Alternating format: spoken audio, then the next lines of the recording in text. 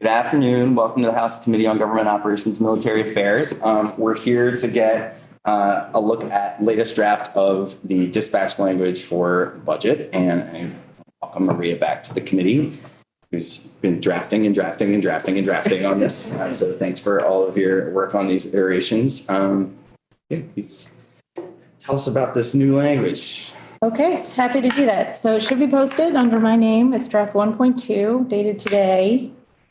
And it didn't show all of the strike throughs and changes from the last draft, which showed changes with the prior, because it was just getting a little too confusing.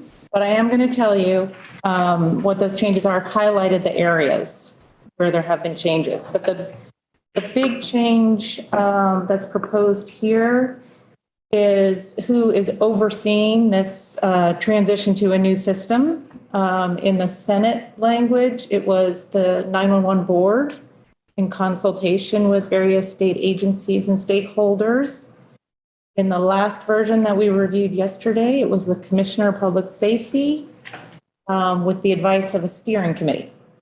In this proposal, the model is you would be setting up a public safety communications task force. We'll look at the membership in just a moment. A temporary task force to do all of the development and design and initial implementation, and then would be replaced with whatever entity is recommended. So in terms of, and now on page 2, subdivision 2 and 3, the membership of that task force, there's 7 members. The executive director of 911, who shall serve as a co-chair, and the Commissioner of Public Safety or designee, who shall serve as a co-chair. So those 2 individuals by law are the co-chairs. And then you would have 1 municipal officer appointed by VLCT, 1 rep from a municipal PSAP appointed by the Vermont Association of Chiefs of Police, 1 EMT or paramedic appointed by the Vermont State Ambulance Association, 1 firefighter appointed by the Vermont Career Fire Chiefs, and the chair of the Regional Dispatch Working Group from last year. So you have the co-chairs, they would have their initial meeting and they can elect a vice chair. I realize now on page 3. Oh, sorry. This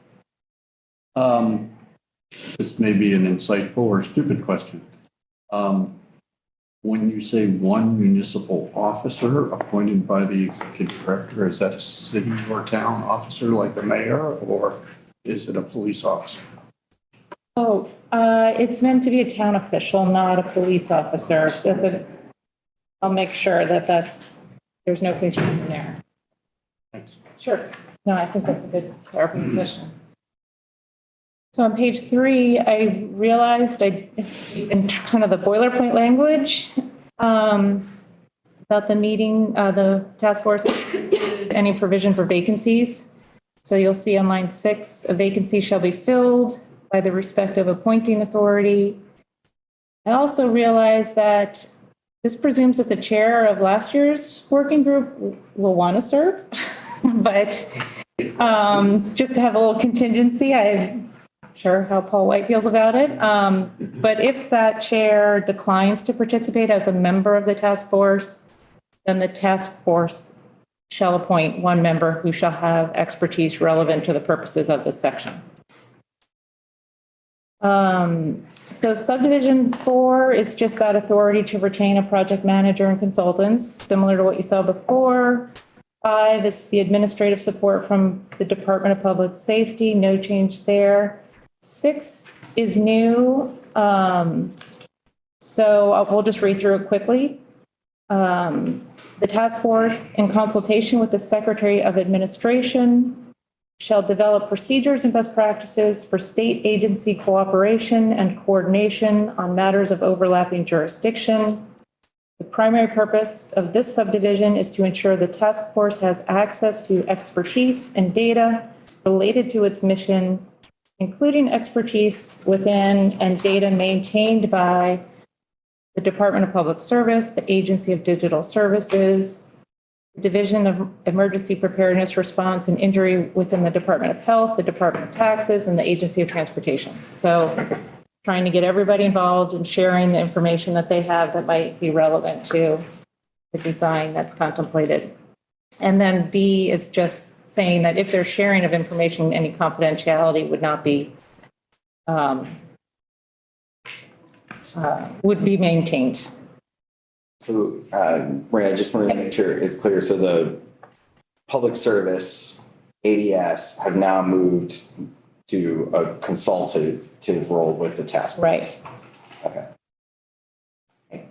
So I just want the committee to be aware that I think one of the biggest shifts here is that I think we're looking much more toward emphasizing the kind of diffuse nature of the ownership and actual implementation of some of these tasks with the support of the state, and that if we're moving toward a system that has statewide standards, these folks are going to have to implement it. So the task force is a little heavier in this version on people on the grounds than people who are in the executive branch.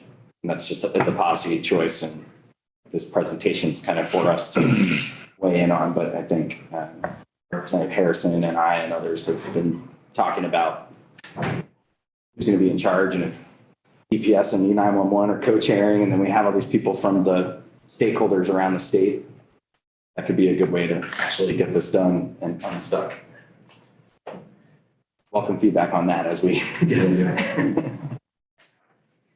So the next change is in subdivision 8, and this is in response to what I thought was a good question about, how you say it shall cease to exist. So I think the language reflects, I think, what you were talking about, which says that the task force shall cease to exist when a state entity authorized by legislative enactment to permanently oversee and manage the public safety communication system becomes operational. So no specific end date, but just triggering event. That makes sense. In terms of other changes on the bottom of page 4 in subdivision E1, so this is the kind of the data collection piece, a change to the date. This would require kind of the complete inventory and assessment by September 15th, 2024. I think in the last draft, it was December of that year. So a little bit of shortened time, 16 months. And then we'll get to some other dates. Yeah, no other changes to the actual data that is collected. So on page 6, with respect to the designing of the system, you'll get a report in January, and this is also mentioned later on. But in January of next year, it says commissioner, but it should be the task force now, shall develop findings and recommendations related to draft elements of a preliminary design for the system, including identification of a proposed implementation timeline and additional data and resources needed to develop a final design. So you'll get that in January of next year. And then the final design you'll see highlighted would be due December 15th. I think that was intended to be 2024. But that's a question. That actually is a question. I'm not sure what you would like to see. So you'll have the complete inventory in 2024. We'll be able to then do the final kind of design, wrap it all up by December 15th, 2024. So, or maybe you don't want it till the following year. So maybe it's exactly what you want. I think I'm remembering the commissioner saying that this January would be really too soon. I don't know if that's the same thing that was referenced, but. Yes, and she definitely had some concerns about what was going to be available in January in terms of that preliminary. Yeah. That was the reason that the date was coming. But but I can't recall what her thoughts were on the final design, whether that was.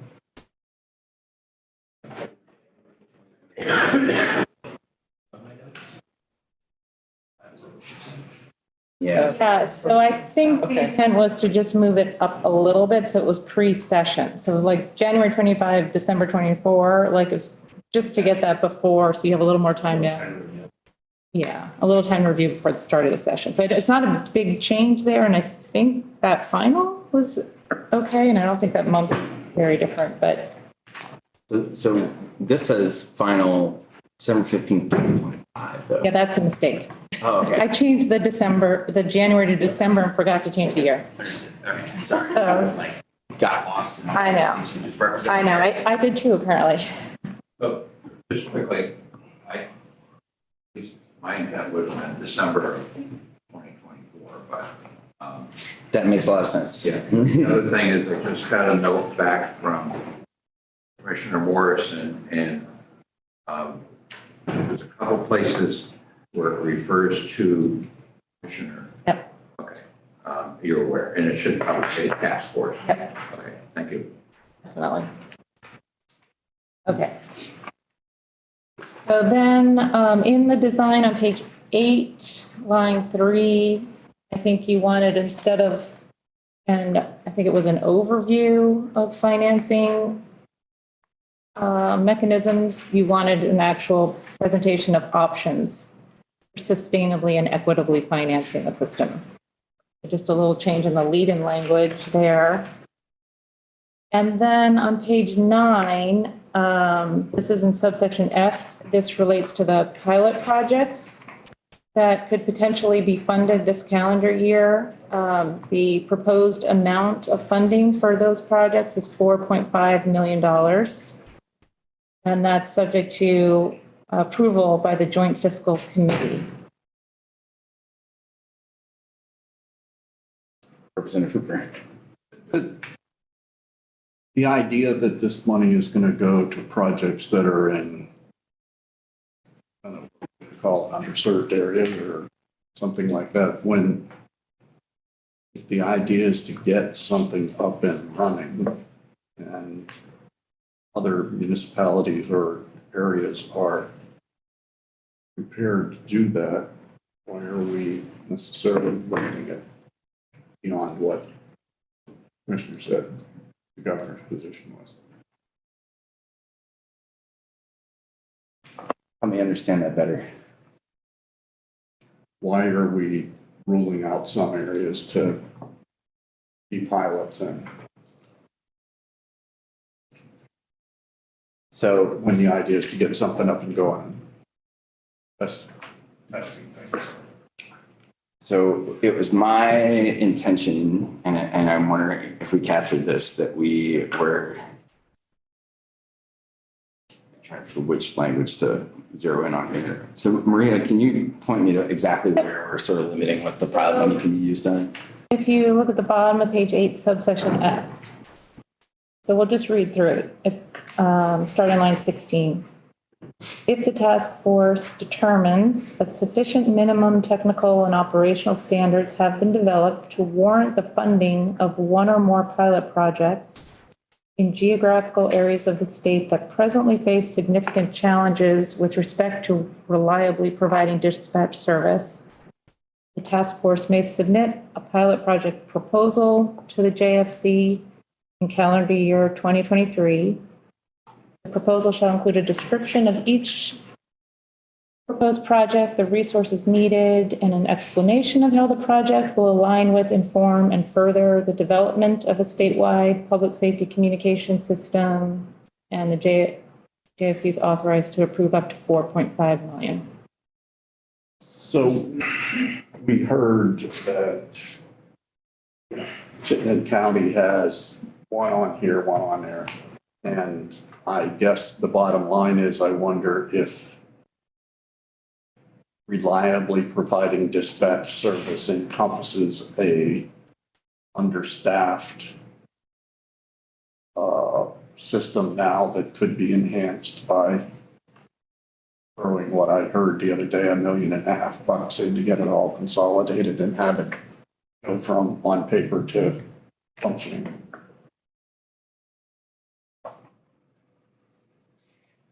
Yeah, one of the notes that in our game of telephone that we talked about a little bit in response to the City of Burlington, Chief Black, South Burlington yesterday, was exactly that, was to have there be some discretion beyond just the underserved areas to. Well, underserved is a pretty general term. I think we know how that's going to be interpreted though by DPS, especially, maybe not everybody on the board now that it's a little more municipally focused and service focused, but I'm wondering how the committee feels about working in some flexibility for them to be able to release funds from that tranche to help move along a regional dispatch center that, you know, based on its readiness and its ability to conform with the minimum standards. I guess the concern that was raised by Chief Locke's testimony and the conversations that I had with one of the members from Burlington offline is that, you know, folks lose faith in the CCPSA model that, you know, more towns could drop out, but if it seems like it has momentum, then there's the potential for more towns to get in. And you're taking care of a quarter of the state essentially. I think we should try to find something that the commissioner can support too. I mean, I heard her push back on us authorizing any of this money to be spent in northwest part of the state. But I think I want to balance that with there's the potential to have the actual thing that we want, you know, a combined regional dispatch center that doesn't seem too far away.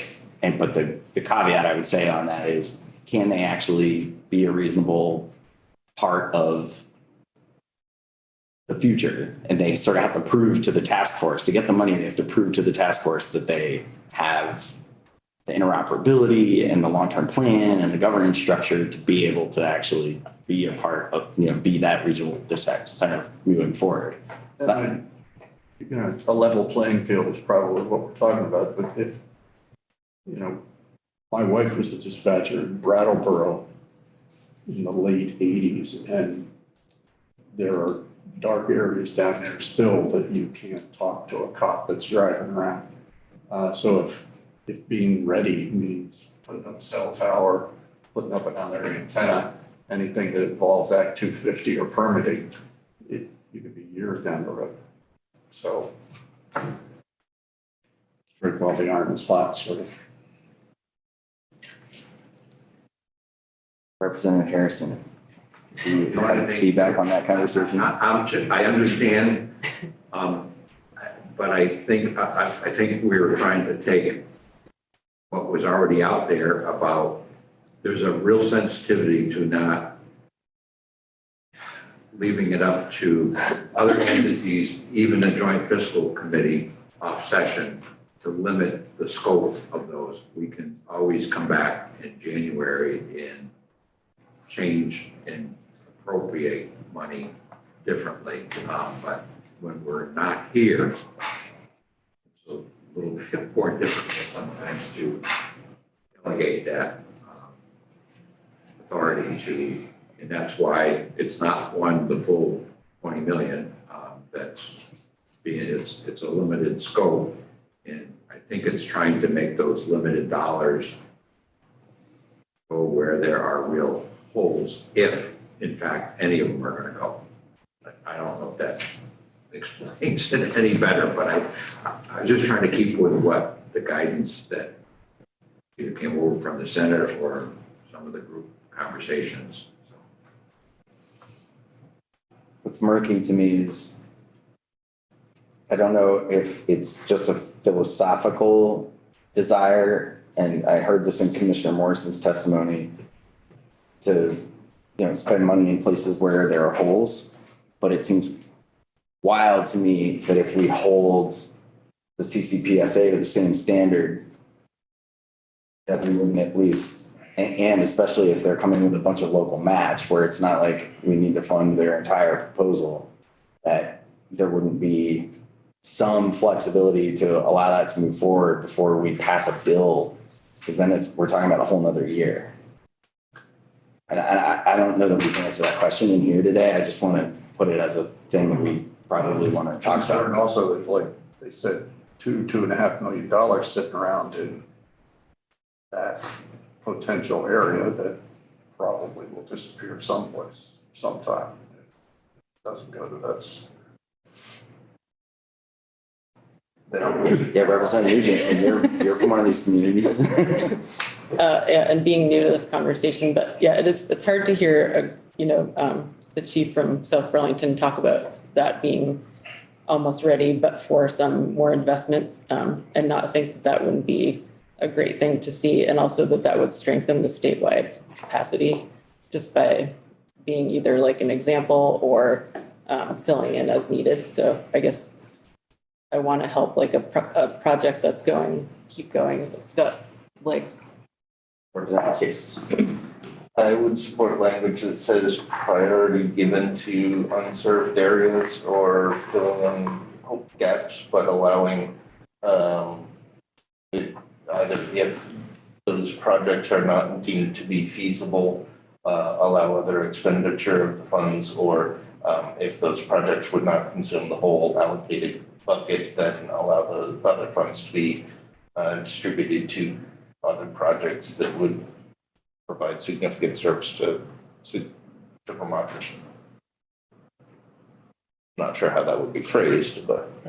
Am I right in my understanding, Maria, that the way this is structured, if we opened up and made it more of a priority and and gave the task force some flexibility, that it's still the task force making a recommendation, evaluating proposals, but it's in the off session, joint fiscal would have to approve the release of those funds, or do those funds just? No, they would have to approve, let me just make sure it says that, I'll look at the language. So on page 10,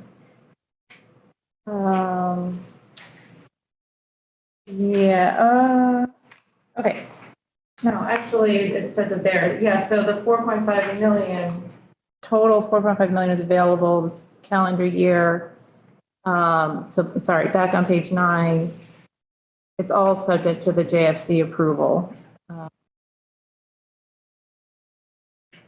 So the task force would submit recommendations, proposed pilot projects.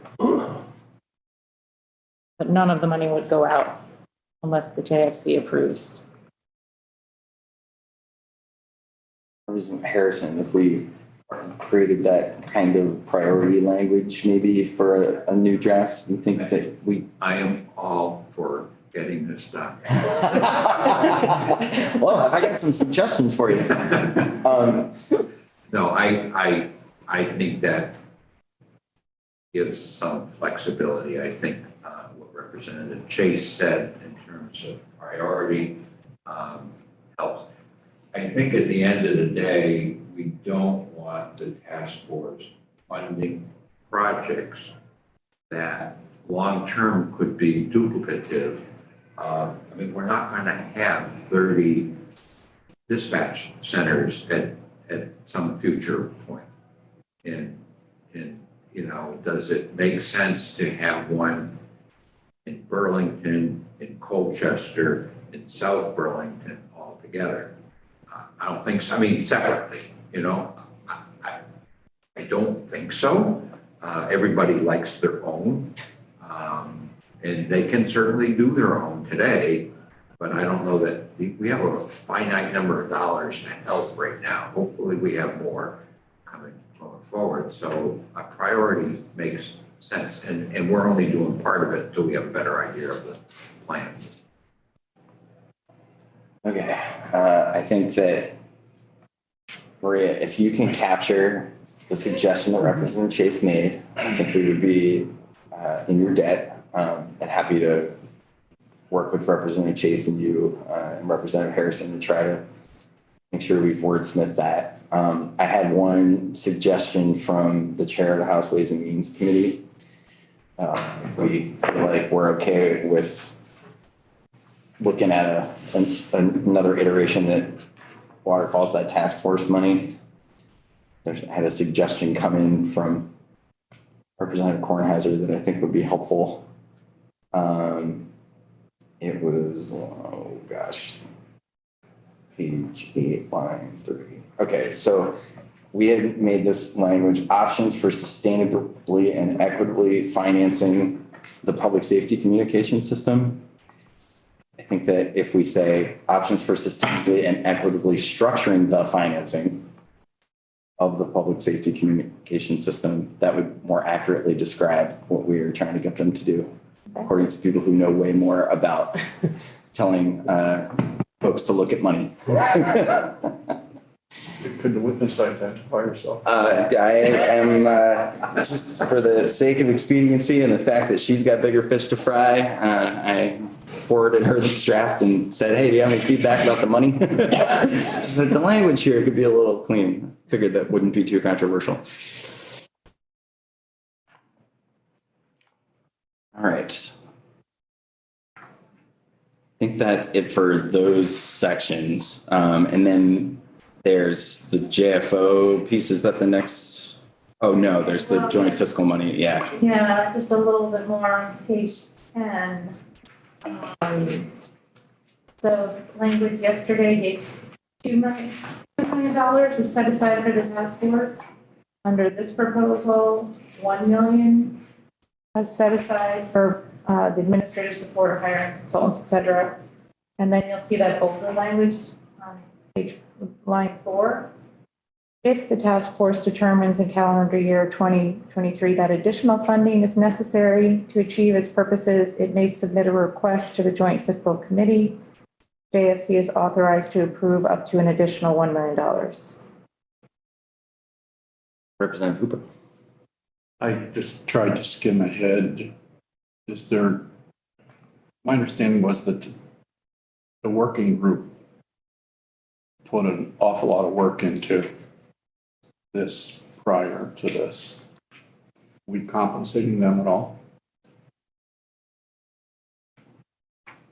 The working group that met last year and came up with a report that didn't tell us the things that we needed to know. They did great work of identifying the problems. I don't want to minimize the work, but you're saying retroactively? I'm saying if we're getting a bunch of volunteers to invest that much work again, are we expecting to do it for $50 a day or what? Are you referring to the task force now? But yeah. And there's a working group and there's a task force, right? No. No? No. Not a component? No, there was a of that? working group last interim, and they have now completed their work. And presumably they got a per diem, Yeah, you for that mentioned, the task force. mentioned White as, would he want to do it again? But he was in Yes, charge of the working group. he was. And he has membership on the task force if he chooses to participate. And he would be compensated for that work for being a member of the task force. That's the $50 a day. And that's the statutory per diem, yes.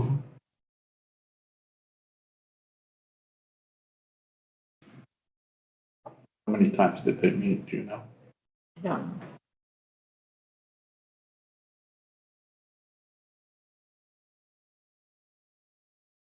I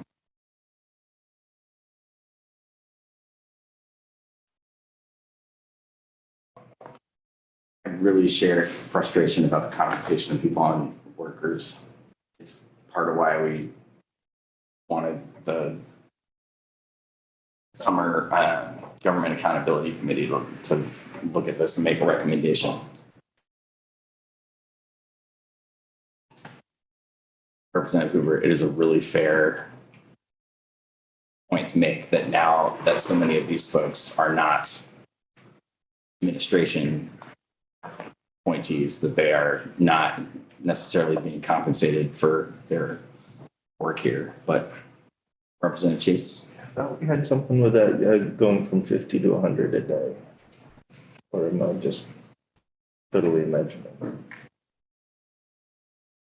The per diem compensation? Yeah. I don't think we changed that. I don't think we've done anything to change the per diem compensation. It was talked about it. It was spoken to, but Yeah, we very intentionally essentially said, go look at all the boards and commissions, Okay. figure out a mechanism to determine how much work are people really doing. And, we put that all in that amendment to the, to H 125, which we really hope is coming back to us soon. But here it is, it's stark relief. I don't know that we can solve it in here without creating a much bigger debate. It's a really good point. I mean, we're going to be asking these people. So, I mean, let's think about who's on this task force. E911, public safety, executive director of the league, but they're appointing a municipal officer. So, if that's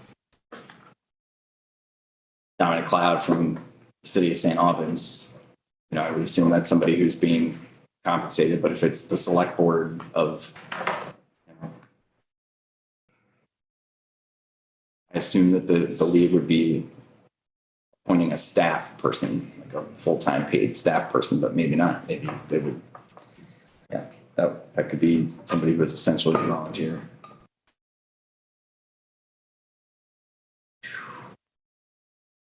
Just raising the point. It's one person. I mean, I'm sorry to interject, but I mean, the rest of them are probably this is probably all part of their employment. You're going to take an ambulance director or someone that's full-time. Firefighter appointed by the career fire chiefs. It's going to be a professional firefighter, probably. It's the chair of the dispatch. I hear you. There are different boards that have different per diems. Most of them default to the $50. And the issue is always, if you raise one, are there others? We had a request that didn't come from the administration to do one. I don't know if it was the MOSHA board or if it was, and we passed on it probably in consultation with you because we didn't want to start picking and choosing exceptions. Justifiable. The broadband board, I think, gets higher per diems. The labor board gets higher per diems. So I'm okay if you want to change it. It raises flags because no one wants to dig out and figure out. Some of them probably are 1 hour meetings and they're done video conference and $50 is plenty. And there are many others that you're giving up a day and $50 is not fair if you're not already on payroll for doing it as part of your job. I think it might be worth, especially in this particular case, since you raised this, to I think what we're being asked to do, if I understand it right, Representative Harrison, is bless the direction that this is going in. Yeah. There could be a little polishing language that fixes this, that might not completely blow up our entire conversation about per diem compensation, given that I fully expect that this is a person who is going to have to spend more than just a Zoom meeting or two doing this stuff.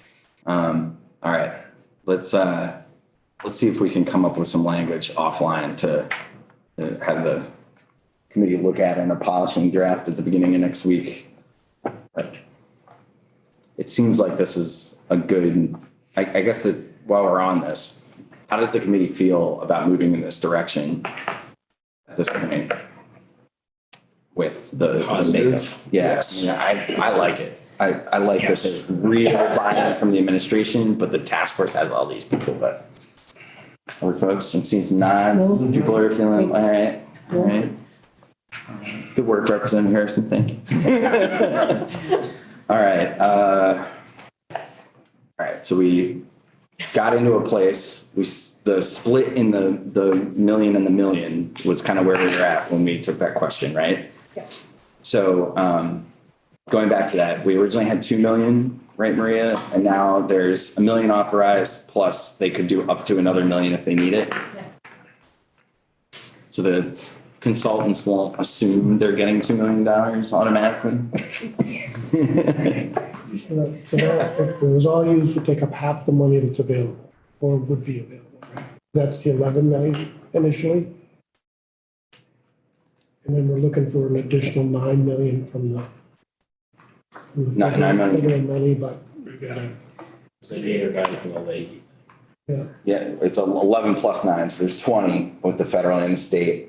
So with the general fund appropriations that we're considering here, it'd be 2 million for supporting admin and the consultant, right? And, or, yeah, 1 and 1, right? So cutting it in half and saying, well, it's really only $1 million now. If we need more, you could use it. And then the 4.5 for pilot projects. So that's really all we're touching here, I think, is the 2 and the 4.5, so 6.5 total. And then maybe another million. No, so the 1 million plus maybe another million. And then the 4.5, so 6.5 of the 20. Okay, gotcha.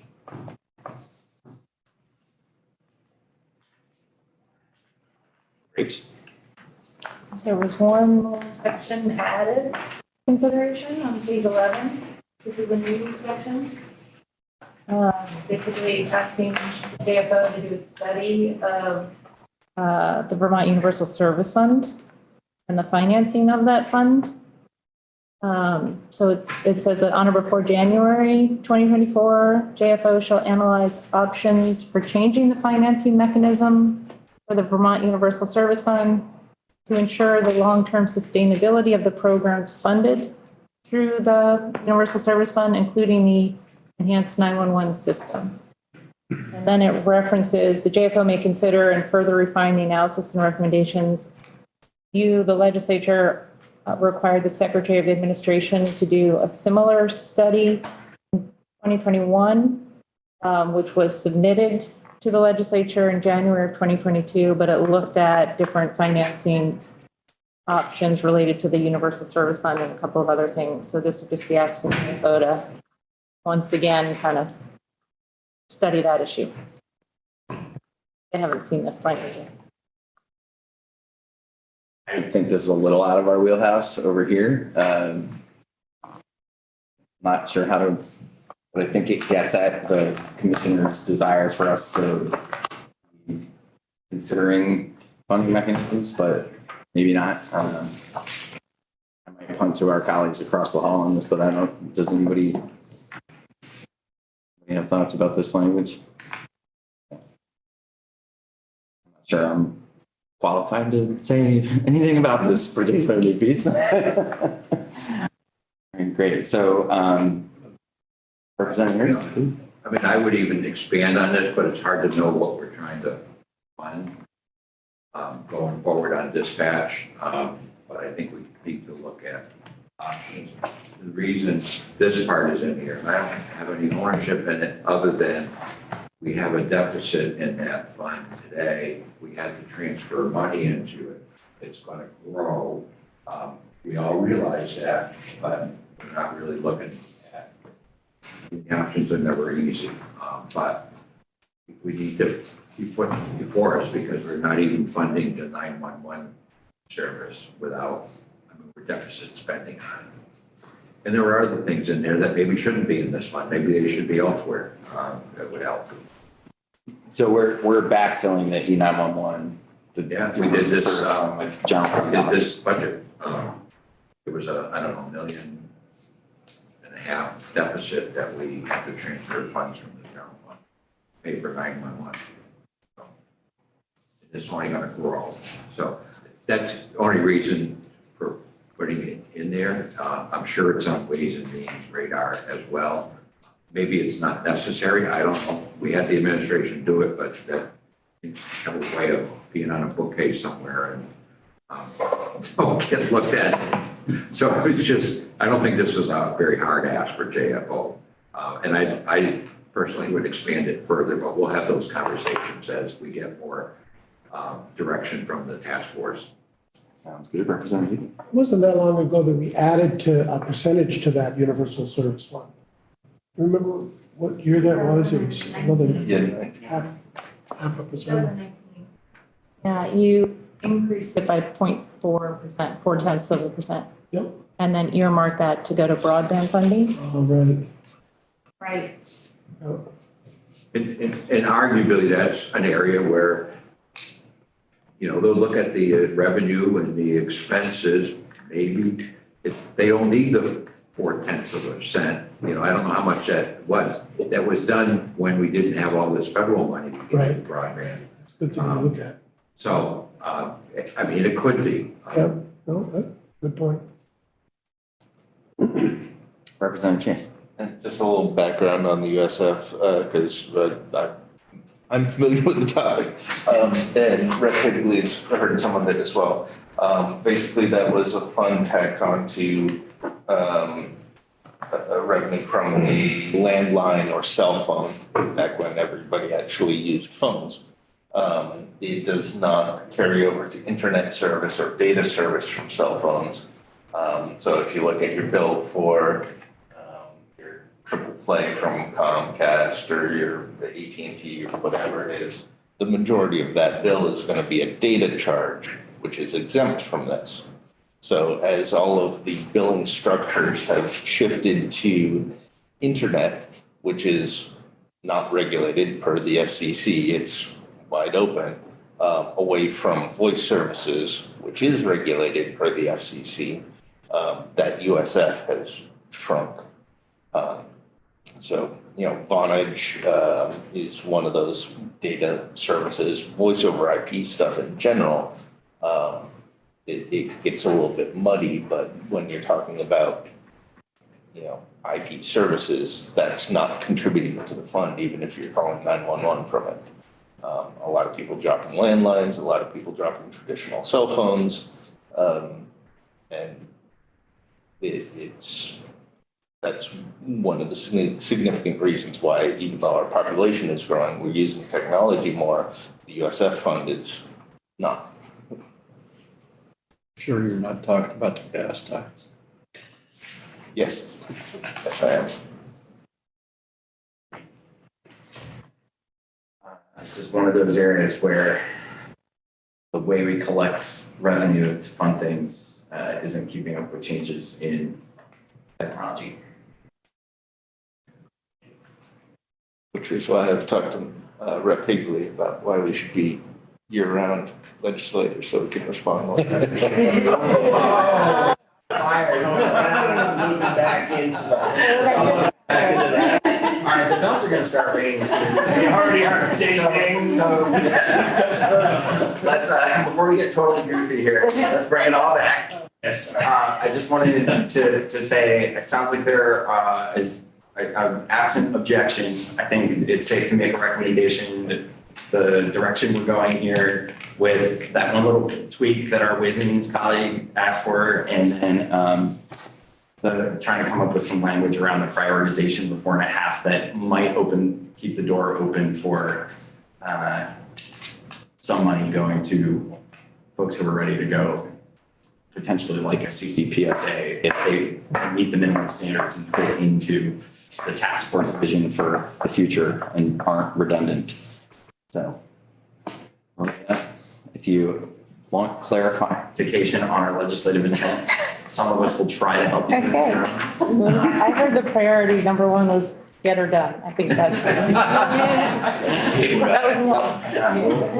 We're definitely doing this kind of on the fly, collaboratively, cowboy style. I appreciate everybody's collaborative approach, and thank you, Maria, for all your hard work. All right, well, we're doing the 4 minutes.